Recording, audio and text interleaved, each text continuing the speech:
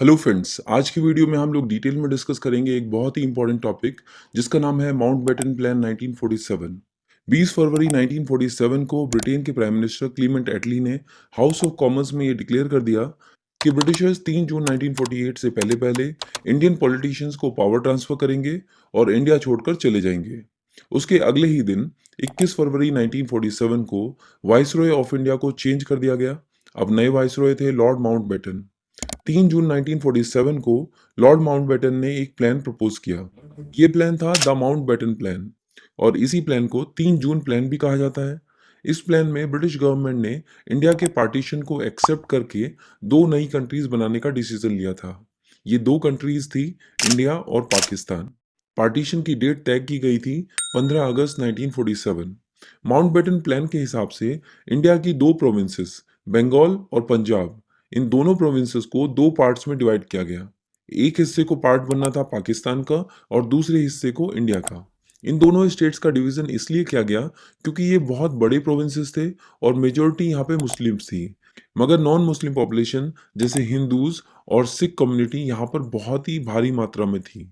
तो पॉपुलेशन के प्रोपोर्शन में इन दोनों स्टेट्स को डिवाइड किया गया और इन दोनों स्टेट्स के डिवीजन के लिए सर साइरिल रेडक्लिफ के अंडर में बाउंड्री कमीशन बनाया गया। इन्होंने पंजाब को दो भागों में बांट दिया, ईस्ट पंजाब और वेस्ट पंजाब। इसी तरह बंगाल का भी विभाजन किया गया और यहाँ भी ईस्ट बंगाल और वेस्ट बंगाल बनाया गया। इसके अलावा नॉर्थ वेस्ट फ्रंटियर प्रोविंस और आसाम के सिलहट में रेफरेंडम कराया गया। सिलहट वैसे तो आसाम का पार्ट था, बट ईस्ट पाकिस्तान के एकदम नज़दीक होने के कारण इनको भी एक ऑप्शन दिया गया कि ये वोटिंग के जरिए ये फैसला करें कि ये इंडिया का पार्ट होना चाहते हैं या पाकिस्तान का। तो नॉर्थ वेस्ट फ्रंटियर प्रोविंस और सिलेट दोनों ही के केस में रेफरेंडम पाकिस्तान के पक्ष में आया, इसीलिए ये दोनों एरियाज पाकिस्तान के पार्ट बन गए। नॉर्थ वेस्ट फ्रंटियर प्रोविंस में जो रेफरेंडम कराया गया था उससे रिलेटेड एक इंपॉर्टेंट बात है। बेसिकली यहाँ पर जो सबसे बड़े लीडर थे वो थे अब्दुल गफ्फार खान, जिन्हें फ्रंटियर गांधी के नाम से भी जाना जाता है। इनकी ऑर्गेनाइजेशन थी खुदाई खिदमतकार और क्योंकि ये लोग लाल रंग के कपड़े पहनते थे इसीलिए इन्हें रेड शर्ट्स भी कहा जाता था। तो खान अब्दुल गफ्फार खान जो थे ये नॉर्थ वेस्ट फ्रंटियर प्रोविंस के जो रेफरेंडम हो रहा था इसके सख्त खिलाफ थे।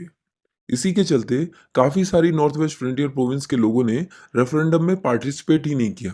तो जब 1946 के जनवरी में नॉर्थ वेस्ट फ्रंटियर प्रोविंस में इलेक्शंस हो रहे थे, उसमें जितने लोगों ने वोट डाले थे उसके कंपैरिजन में रेफरेंडम में सिर्फ 15% लोगों ने ही वोट डाले थे। खैर जो भी हो, इस तरह इस मैप में जो डार्क ग्रीन कलर आप देख रहे हैं ये बेसिकली पाकिस्तान बना, यानी Balochistan, Sindh, north west frontier province, east Bengal, west Punjab और सिलेट मिलकर पाकिस्तान बना। अब बात करते हैं प्रिंसली स्टेट्स की। इंडिया में टोटल 563 यानी 563 से भी ज्यादा राज्य रजवाड़े थे जिन्हें माउंटबेटन प्लान के हिसाब से आजाद कर दिया गया था। यानी अब खुद प्रिंसली स्टेट्स को डिसाइड करना था कि वो इंडिया से जुड़ना चाहते हैं या पाकिस्तान से या फिर आजाद रहना चाहते हैं। तो बेसिकली इनके पास तीन ऑप्शंस थे। इन 563 राज्य रजवाड़े में से 560 ने तो 15 अगस्त से पहले ही इंडिया के साथ इंस्ट्रूमेंट ऑफ एक्सेशन साइन कर लिया। अब बचे तीन प्रिंसली स्टेट्स। ये तीन प्रिंसली स्टेट्स थे जूनागढ़, हैदराबाद और जम्मू कश्मीर। तो 15 अगस्त तक की स्थिति तो ये थी। आगे चल के इन तीन स्टेट्स का क्या हुआ वो हम इसी वीडियो में आगे देखेंगे। तो 15 अगस्त 1947 को इंडिया आज़ाद हो गया। देखते हैं कि 15 अगस्त को इंडिया के आज़ाद होने पर इंडिया के पहले प्राइम मिनिस्टर जवाहरलाल नेहरू ने क्या कहा। Of the midnight hour, when the world sleeps, India will awake to life and freedom. लोगों में गजब का उत्साह था। लोग सड़कों पर भारत के झंडे लहराते हुए आज़ादी का अनुभव कर रहे थे। हर कोई अपनी तरह से इस दिन को सेलिब्रेट कर रहा था। हालांकि इसी इंडिपेंडेंस के साथ साथ मिला पार्टीशन का दर्द भी लोगों के दिलों में था। जो लोग सदियों से साथ साथ रह रहे थे अब अचानक बिछड़ गए थे।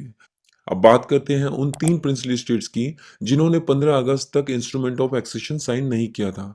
तो सबसे पहले देखते हैं जूनागढ़ को। जूनागढ़ की लोकेशन देखो मैप में, ये आज के गुजरात का पार्ट है। जूनागढ़ के रूलर थे मोहम्मद महाबत खान जी थर्ड। ये थे मुस्लिम, मगर जूनागढ़ की प्रजा में मेजोरिटी हिंदूज की थी। तो 15 सितंबर 1947 में खान जी ने जिन्ना के साथ इंस्ट्रूमेंट ऑफ एक्सेशन साइन कर दिया। इसके बाद यहाँ के हिंदू पॉपुलेशन ने रिवोल्ट करना शुरू कर दिया और इसीलिए इंडियन गवर्नमेंट को इंटरफेयर करना पड़ा।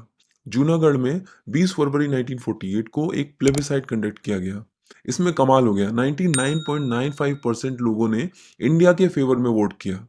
तो अल्टीमेटली जूनागढ़ जो है इंडिया का पार्ट बना दिया गया।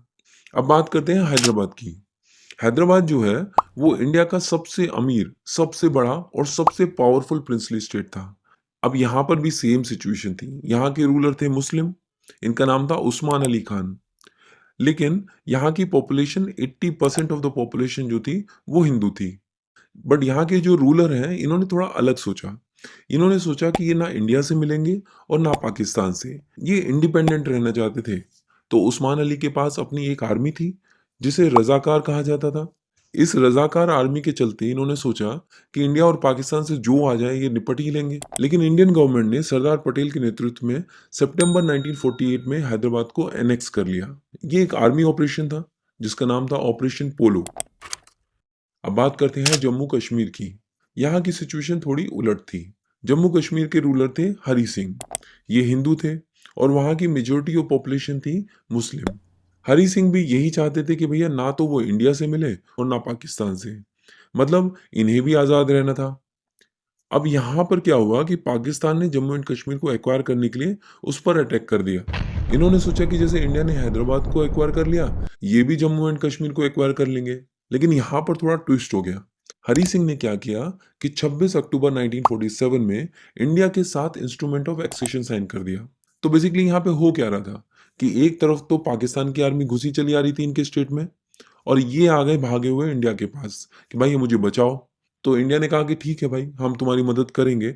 तो इंडिया ने पाकिस्तानी फोर्सेस को काउंटर करने के लिए अपनी आर्मी भेजी।